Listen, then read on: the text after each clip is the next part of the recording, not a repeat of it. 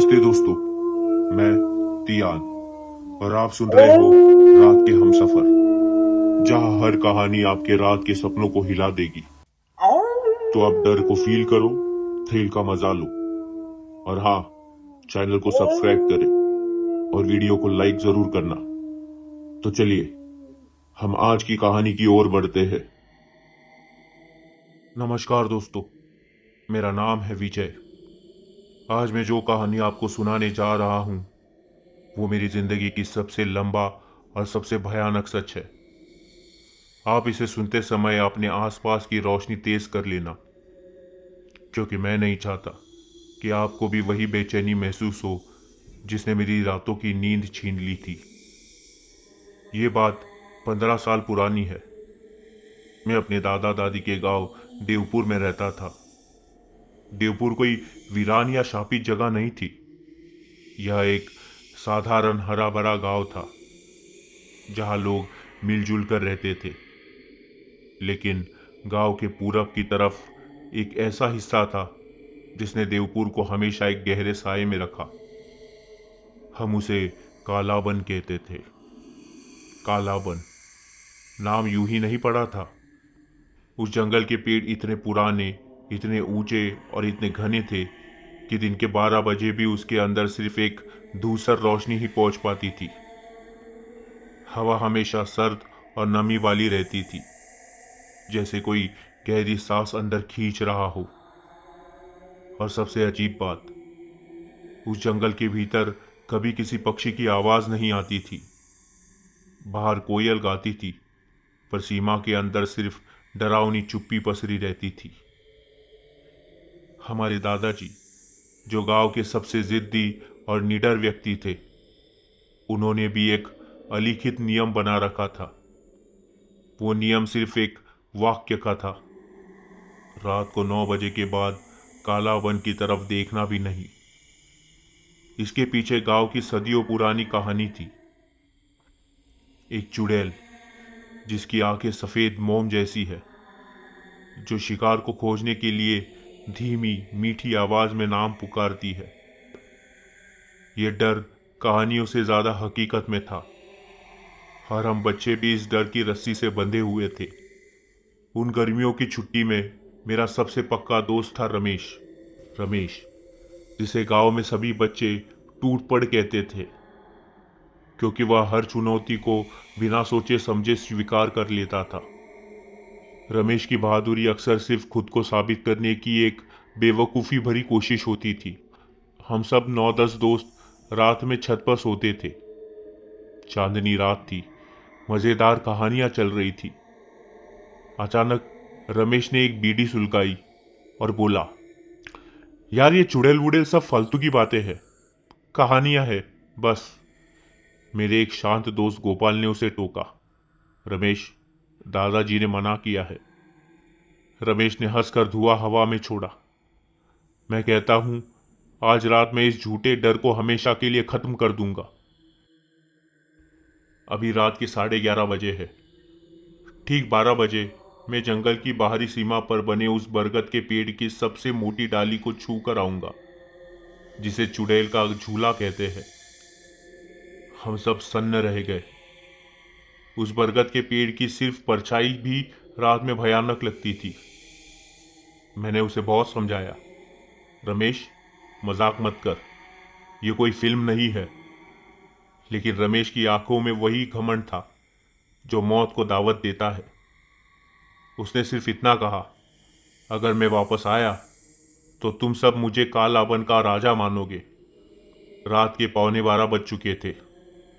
रमेश अपनी पुरानी साइकिल उठाई। उसकी साइकिल की चेन की हल्की सी क्रिक क्रिक की आवाज उस गहरी खामोशी में साफ सुनाई दी, और वो जंगल की तरफ बढ़ गया। हम सब छत की मुंडेर पर खड़े हो गए। किसी ने कुछ नहीं कहा। अब सिर्फ सन्नाटा था।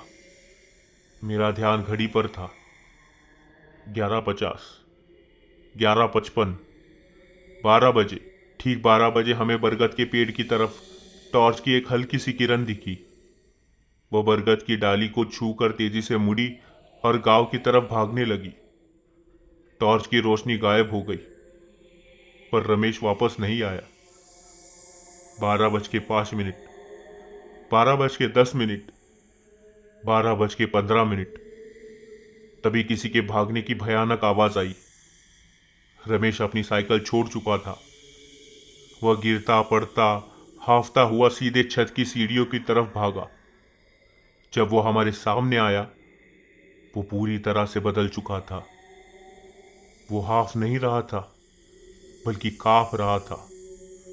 उसका शरीर ऐसे हिल रहा था जैसे किसी ने उसे बिजली का झटका दिया हो। उसके चेहरे पे पसीना नहीं था, बल्कि एक अजीब सी चिपचिपाहट थी। उसकी आंखें, वे सूजी हुई थी। उनमें डर नहीं था, बल्कि एक स्थिर जम चुकी दहशत थी। उसने सीधे जमीन पर गिरकर अपने गले को जोर से पकड़ लिया, जैसे वो अभी अभी सांस लेने की कोशिश कर रहा हो। हमने उसे घेर लिया। गोपाल ने उसे पानी दिया। रमेश, क्या हुआ रमेश?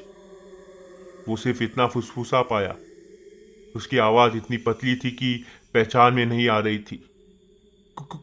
कोई था, वह वह वो सफेद, उसने मुझे मेरे नाम से पुकारा। अगले दिन से रमेश को तेज बुखार चढ़ गया।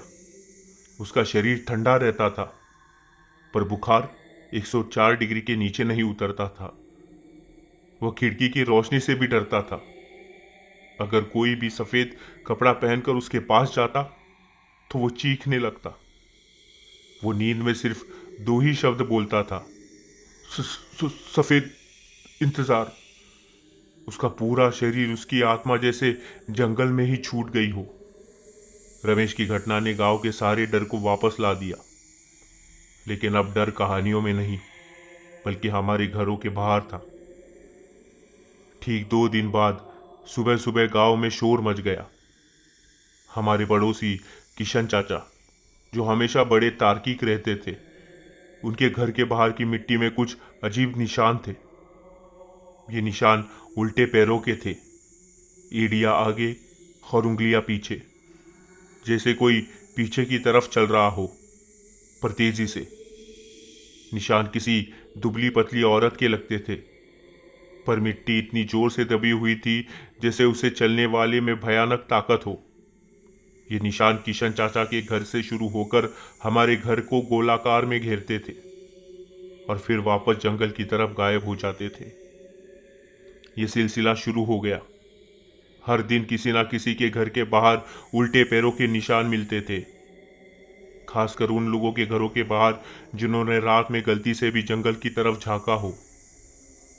डर अब सिर्फ सुनने में नहीं रहा, अब वो देखने भी लगा था। दादाजी ने गांव के पंडित को बुलाया। उन्होंने निशान देखे। पंडित जी का चेहरा सफेद पड़ गया।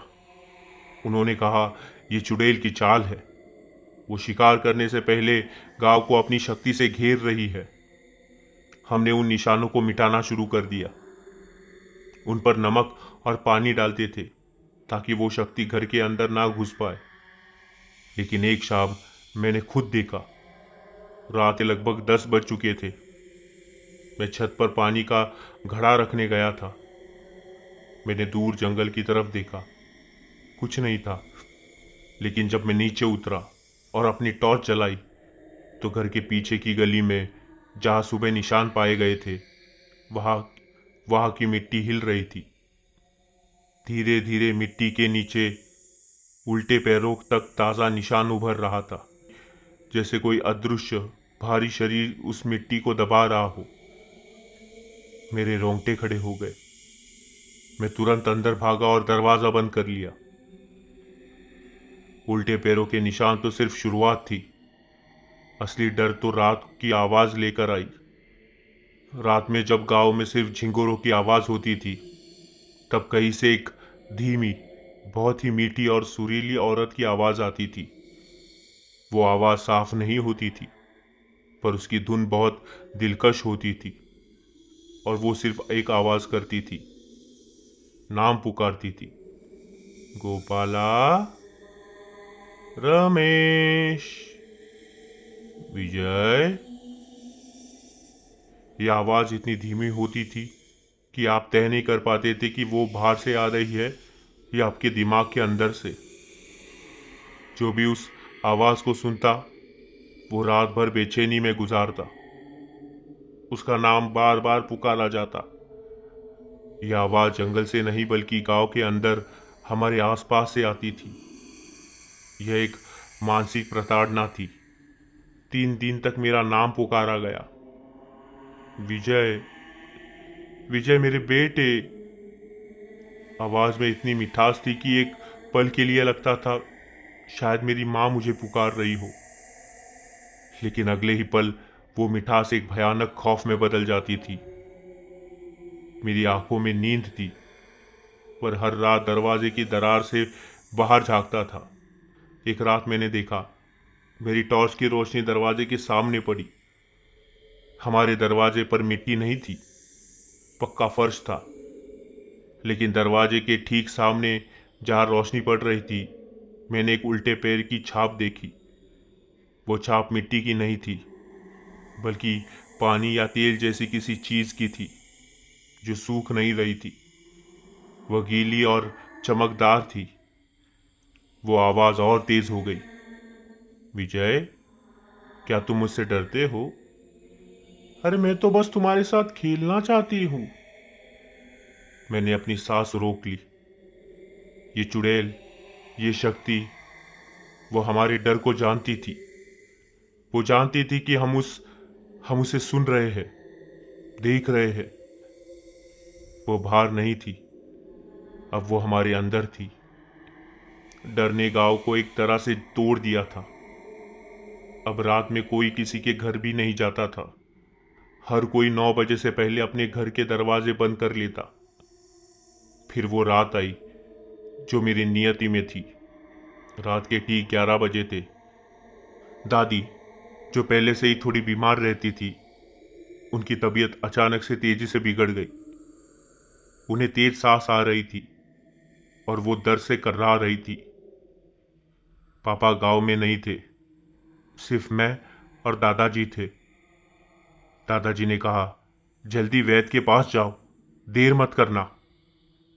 वैद्य का घर गांव के उस पार था।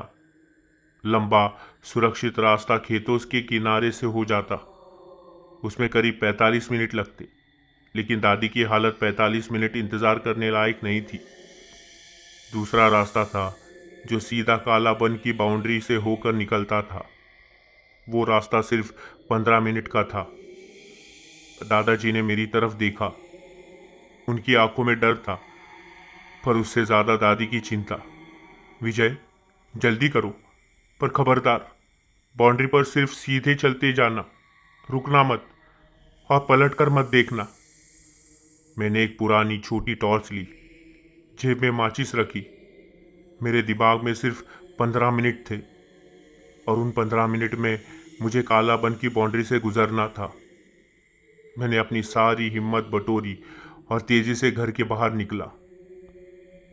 सड़क पर मेरे जूते की आवाज चर चर कर रही थी। मैं लगातार हनुमान चालीसा मन ही मन में पढ़ रहा था। जैसे ही जंगल की तरफ मुड़ा, मुझे सबसे पहले एक बदलाव महसूस हुआ।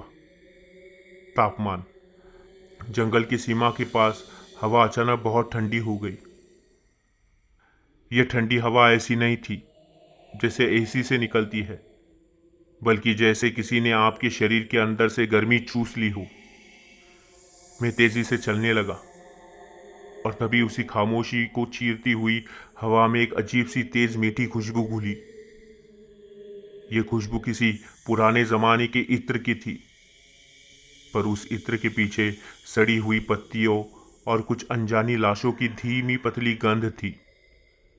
ये खुशबू इतनी जबरदस्त थी कि मुझे चक्कर आने लगा। मेरी नाक, मेरा दिमाग दोनों इस खुशबू को मना कर रहे थे, पर वह जबरदस्ती मेरे अंदर घुस रही थी। मैंने अपने रुमाल से नाक बंद कर लिया। मैं भागा। मुझे साफ महसूस हुआ कि मैं अकेला नहीं हूं। मैंने अपने टॉर्च की रोशनी जमीन पर डालकर तेजी से आगे बढ़ रहा था। टॉर्च की रोशनी में मेरी परछाई मेरे आगे चल रही थी और मुझे बार बार महसूस हो रहा था कि मेरी परछाई मेरे चलने की रफ्तार से थोड़ी ज़्यादा तेज चल रही है। मैं भागता, परछाई भागती। मैं रुकता तो वो कुछ पल के लिए आगे चलती रहती, फिर अचानक रुक जाती। ये मनोवैज्ञानिक खेल था। वो चुड़ैल मेरी आंखों से नहीं बल्कि मेरी परछाई से मुझे डरा रही थी। मैं उस बरगद के पास से गुजर रहा था जिसे छूने रमेश गया था। मैंने हिम्मत करके उस पेड़ की तरफ देखा। अंधेरा, सिर्फ अंधेरा। लेकिन तभी मेरे कंधे पर एक हल्का सा दबाव पड़ा, जैसे किसी ने मुझे धीरे से थपथपाया हो। जैसे कोई दोस्त कहे, डर मत, मैं तेरे साथ हूँ। वो स्पर्श इतना ठंडा था कि मेरी शर्ट के ऊपर से भी मेरी चमड़ी पर बर्फ की लकीर बन गई। मैंने चीखने की हिम्मत नहीं की। अगर मैं चीखता तो उस चुड़ैल को पता चल जाएगा कि मैं डर गया हूँ। मैंने आंखें बंद की और तेज रफ्तार से भागना शुरू कर दिया। मैंने पीछे मुड़कर नहीं देखा। मैं बस भागता रहा, वैद्य की घर की तरफ। करीब 5 मिनट बाद मैं जंगल की सीमा को पूरी तरह पार करके गांव की खुली सड़क पर आ गया था। मेरे फेफड़े जल रहे थे, पर मैं सुरक्षित था। अब मेरे और कालाबन के बीच कम से कम 500 मीटर का फासला था। मैं जोर जोर से सांस ले रहा था। मैंने एक गहरी सांस ली। डर खत्म हो चुका था। मैं आखिरी बार ये देखने के लिए पीछे मुड़ा कि क्या वो भयानक शक्ति अभी भी मेरा पीछा कर रही है। और मैंने देखा, हाँ, कोई था। वो मेरा दोस्त रमेश था। वो गांव की सड़क पर मेरे पीछे खड़ा था। उसकी सांसें तेज चल रही थी, पर उसके चेहरे पर एक अजीब सी शांत और खुश मुस्कान थी। वो मेरे पास आया। यार, तुम इतने तेजी से क्यों भाग रहे थे? मैं तुम्हारा पीछा कर रहा था। मुझे पता था कि तुम अकेले डर रहे हो, इसलिए मैंने सोचा कि तुम्हें कंपनी दूं। मुझे इतनी राहत मिली कि मैं शब्दों में बयां नहीं कर सकता। मैंने उसे गले लगा लिया। रमेश, तू यहाँ क्या कर रहा है? तू तो बीमार था। तेरी आवाज भी तेरी आवाज भी बदल गई है। उसकी आवाज बहुत नरम और मीठी हो गई थी, बिल्कुल उस चुड़ैल की आवाज जैसी। उसने हंसकर अपनी टॉर्च जमीन पर रखी। जैसे उसकी टॉर्च की रोशनी जमीन पर पड़ी, मेरी नजर उसकी परछाई पर गई। रमेश के पैर जमीन पर बिल्कुल सीधे थे। वो मेरे सामने सीधा खड़ा था, लेकिन उसकी परछाई में उसके पैर उल्टे दिख रहे थे, एड़ियां आगे और उंगलियां पीछे। और तभी मुझे उस मीठी सी खुशबू का कारण समझ आया। वो इत्र की खुशबू रमेश के शरीर से, उसके अंदर से आ रही थी। रमेश ने मेरी आंखों में देखा। उसकी मुस्कान चौड़ी होती चली गई, इतनी चौड़ी कि वो अस्वाभाविक रूप से भयानक तरीके से कानों तक पहुंच गई। उसकी आंखें खाली और पूरी तरह सफेद थी, जैसे मोम की बनी हो। वही सफेद रंग जिसके बारे में वो बुखार में बड़बड़ाता था। और उसने फुसफुसाते हुए कहा। उसका मुंह इतना चौड़ा खुल गया था कि उसके दांत नहीं दिख रहे थे, सिर्फ एक काला गड्ढा दिख रहा था। मैंने तुम्हें कभी भी जंगल में अकेला नहीं छोड़ा विजय, उस रात भी नहीं, जब तुमने मुझे देखा था। हम दोनों ही तुम्हारा यहाँ इंतज़ार कर रहे थे। और फिर मेरे ठीक पीछे से, जहाँ मेरा घर था, एक धीमी, मीठी लेकिन भयानक गहरी हंसी की आवाज़ आई। वो हंसी चुड़ैल की थी, और वो अब जंगल में नहीं बल्कि गांव के अंदर थी। रमेश उसका हथियार बन चुका था। मैंने मुड़कर नहीं देखा। मुझे नहीं पता था कि मैं कैसे बेहोश हुआ। गांव वालों ने मुझे सुबह मेरे घर के दरवाजे के पास जमीन पर पड़ा पाया। रमेश उसी रात गायब हो गया। पुलिस आई, जांच हुई, पर कुछ नहीं मिला। दादी जी ठीक हो गई। हम गांव छोड़कर शहर आ गए, पर मैं आज भी उस रात को नहीं भूला। और आज भी जब मैं गहरी नींद में होता हूँ, मुझे कभी कभी वही मीठी धीमी आवाज़ सुनाई देती है। और वो आवाज़ मेरा नाम पुकारती है। आप ही बताइए, वो आवाज़ किसकी होती होगी और क्या वो आज भी मेरा इंतज़ार कर रही है?